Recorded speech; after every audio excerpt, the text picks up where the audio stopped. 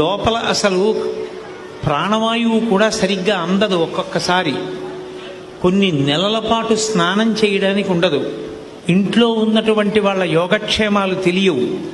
వాళ్ళ స్నేహితుడు ఆ జలాంతర్గామిలోకి వెళ్ళి సముద్రం మధ్యలో చాలా కాలం ఉండిపోయి ఇంటికి తిరిగి వచ్చేటప్పటికీ వాళ్ళ నాన్నగారి చిత్రపటానికి పూలమాల వేసేసి ఉంది. కనీసం తండ్రిని ఆఖరిసారి చూడడం కూడా కుదరలేదు. దేశం కోసమని తమ ప్రాణాలని పణంగా పెట్టి కొన్ని నెలల పాటు జలాంతర్గామిలో ఉండిపోయి బయటికి వచ్చిన తర్వాత భూమి మీదకి వస్తే ఆరోగ్యం చెడిపోయి మళ్ళీ వైద్యుల దగ్గరికి వెళ్ళి పరీక్షలు చేయించుకుని అనేకమైనటువంటి ఔషధాలు వాడవలసి వచ్చింది. అది ఒకసారి కాదు, ఎప్పుడు వెళ్ళినా అంతేట. అలాగే జరుగుతూ ఉంటుందిట. సబ్మెరైన్లో చాలా కాలం ఉండి బయటికి వస్తే ఆ నీటి హోరులో సముద్ర గర్భంలో ఉండి అంతకాలం పనిచేసి బయటికి వస్తూ ఉంటారు.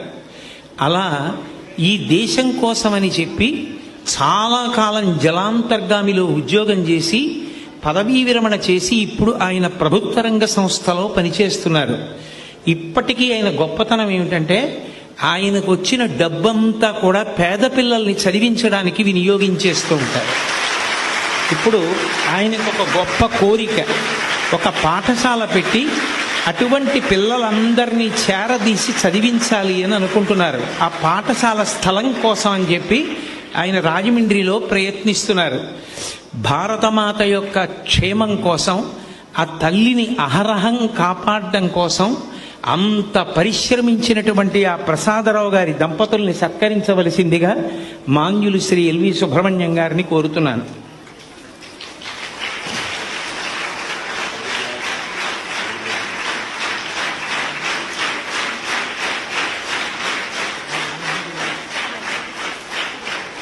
అటువంటి వ్యక్తికి ధర్మపత్నిగా ఉండి ఆయనని భారతదేశం కోసం అంత కష్టపడుతుంటే ప్రోత్సహించి పంపించి ఊపిరిగా నిలబడగలిగినటువంటి ఆ ధర్మపత్నిని కూడా సత్కరిస్తున్నారు.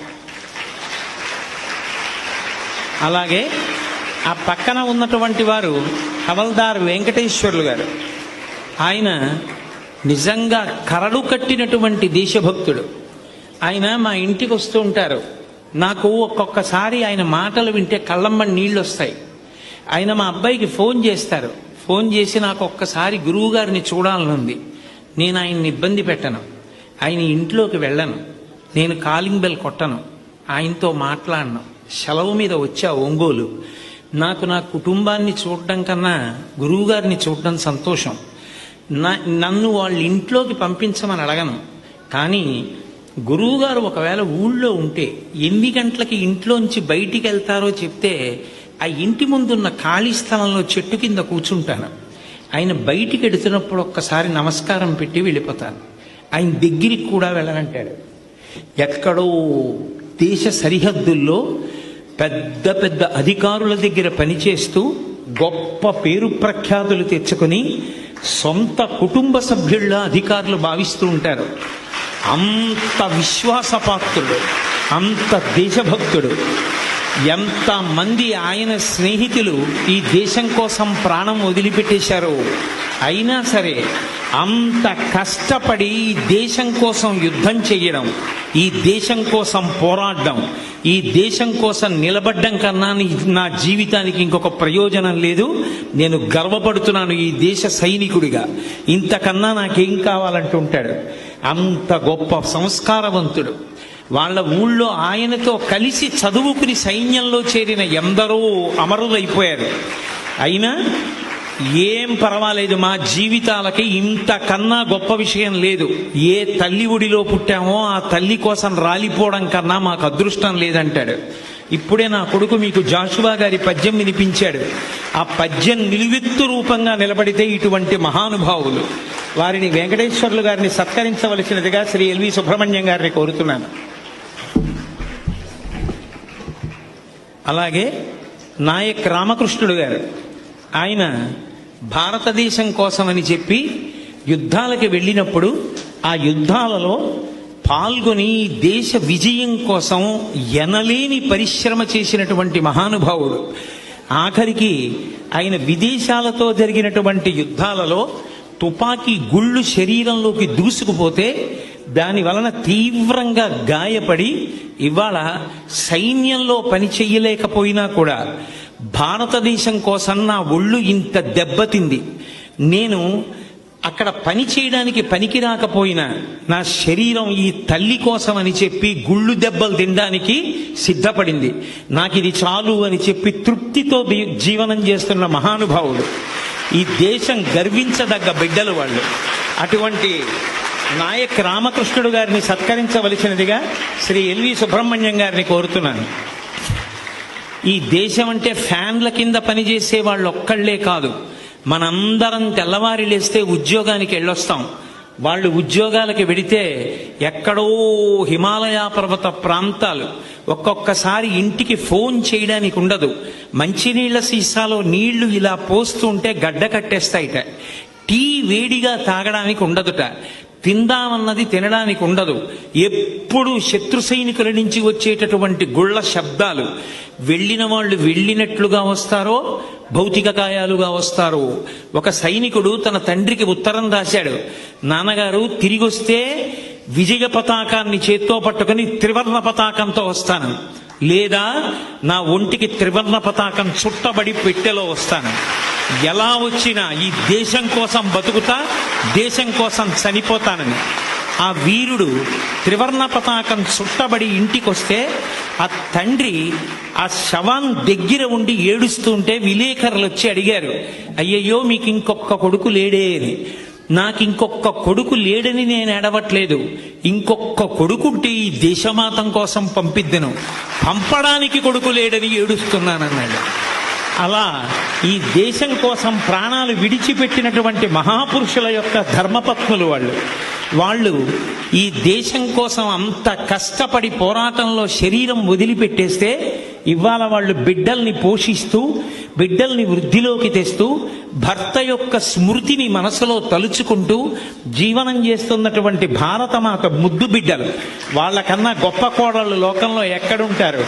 అటువంటి ఆ తల్లి శ్రీమతి చెంగల రంగమ్మ గారిని సత్కరించవలసిందిగా మాన్యులు ఎల్వి సుబ్రహ్మణ్యం గారిని ప్రార్థిస్తున్నాను.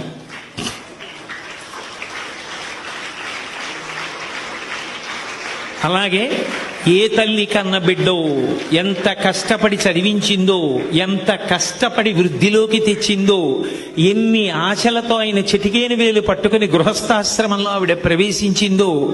యుద్ధానికి వెడుతున్నానని ఇంటికొచ్చినటువంటి వ్యక్తికి దేశం క్లిష్ట పరిస్థితిలో ఉంది, యుద్ధం వస్తోంది, వచ్చేయమని వర్తమానం వస్తే చింటి బిడ్డల్ని ముద్దు పెట్టుకుని వాళ్ళకి టాటా చెప్పి దేశం కోసం పోరాడడానికి వెడుతున్నానని చెప్పి కంట నీరు కూడా పెట్టుకోకుండా భార్యా బిడ్డలు సాగనంపితే వెళ్ళి యుద్ధంలో శరీరం విడిచిపెట్టేస్తే భౌతిక కాయం తిరిగి ఇంటికి వచ్చేస్తే గుండె దిటవు చేసుకుని ఈ దేశం కోసం నా భర్త నేల రాలిపోయాడు, ఇంతకన్నా గౌరవప్రదమైన మరణం ఎక్కడుంటుంది? ఎన్ని సంవత్సరాలైనా బతకచ్చు కాక ఏ దేశంలో పుట్టామో ఆ దేశం కోసం నా భర్త నేల కొరిగిపోయాడు, ఇంత అదృష్టం ఎవరికి పడుతుందని మనసుని నిభాయించుకుని బిడ్డల్ని పెంచుకుంటున్నటువంటి ఆ తల్లి, ఆమెని సత్కరించవలసిందిగా శ్రీమతి వెంకటమ్మ గారిని సత్కరించవలసిందిగా మాన్యులు శ్రీ ఎల్వి సుబ్రహ్మణ్యం గారిని కోరుతున్నాను. నేను పిల్లలందరికీ చెప్పేది ఒక్కటే, ఈ దేశంలో నిజమైనటువంటి నాయకులు, నిజమైనటువంటి గొప్ప వ్యక్తులు సినిమాల్లో చూపించేటటువంటి హీరోలు కారు. నిజమైన హీరోలు ఈ దేశానికి సైనికులే, వాళ్ళ భార్యలే. వాళ్ళకి అండగా నిలబడి వాళ్ళని పెళ్లి చేసుకుని నెలలకి నెలలు తుపాకీ గుళ్ళ హోరుతో వెళ్ళిపోతే ప్రాణాలతో తిరిగి వస్తారో రారో తెలియకపోయినా నవ్వుతూ సాగనంపుతున్నటువంటి ఆ భార్యలున్నారే, వాళ్ళు గొప్ప వ్యక్తులు, వీళ్ళు హీరోలు. మీరు ఎవరు హీరోలో తెలుసుకోవాలని, ఇటువంటి వాళ్ళ కోసం బ్రతకడం మీకు అలవాటు కావాలని వాళ్ళక్కడ అంత కష్టపడి దేశాన్ని కాపాడుతున్నారు. మీరు ఇక్కడ బాగా చదువుకొని అవినీతి అవినీతికి, బంధుప్రీతికి, లంచగొండితనానికి అలవాటు పడకుండా ఇక్కడ దేశాన్ని కూడా మీరు అంతఃస్ఫూర్తితో కాపాడాలని, భారతమాత పరవశించిపోయేటట్టుగా మీరు బ్రతకాలని మీ అందరి ముందు ఇవాళ ఆ అమరవీరుల భార్యలకి, యుద్ధరంగంలో ఇంత గొప్పగా పోరాటం చేస్తున్నటువంటి సైనికులకి, ఒక క్షతగాత్రుడికి సత్కారం చేసి మీలో స్ఫూర్తి నింపాలన్నదే ఈ కార్యక్రమం యొక్క పరమ ప్రయోజనం. మీ అందరూ పిల్లలు ఈ కార్యక్రమం చేత స్ఫూర్తి పొందెదరుగాక. మీ అందరూ అమ్మ ఎక్కడో ఒంగోలు అవతల ఉన్నటువంటి వాళ్ళు అయినా మేము వెళ్ళి ప్రార్థన చేస్తే పిల్లలందరూ స్ఫూర్తి పొందాలని పిలుస్తున్నామమ్మా అంటే, మాకెందుకు ఈ సత్కారాలు అన్నవాళ్ళు పిల్లలలో స్ఫూర్తి నింపడానికి మీరు రావాలి అని మేము ప్రార్థన చేస్తే ప్రత్యేకం బయలుదేరి ఎక్కడో ఒంగోలు అవతల ఉన్నటువంటి పల్లెటూళ్ళల్లో చిన్న చిన్న ఇళ్ళు, కొద్దిపాటి వ్యవసాయం చేసుకుంటూ బిడ్డల్ని పెంచుకుంటున్న వాళ్ళు మీ అందరికీ కనపడాలని, మీలో స్ఫూర్తి నింపాలని ప్రయాణం చేసి వచ్చి సత్కారం తీసుకున్నారు. తల్లి, కాకినాడ ప్రజలందరి పరుపున మీకు ముగుళిత హస్తాలతో శిరస్సు ఉంచి నమస్కారం చేస్తున్నాను. మీ అందరూ జాతీయ పతాకాలు ఊపుతూ బిగ్గరగా వందే మాతరం చెప్పండి. వాళ్ళు ఎంత పొంగిపోతారో.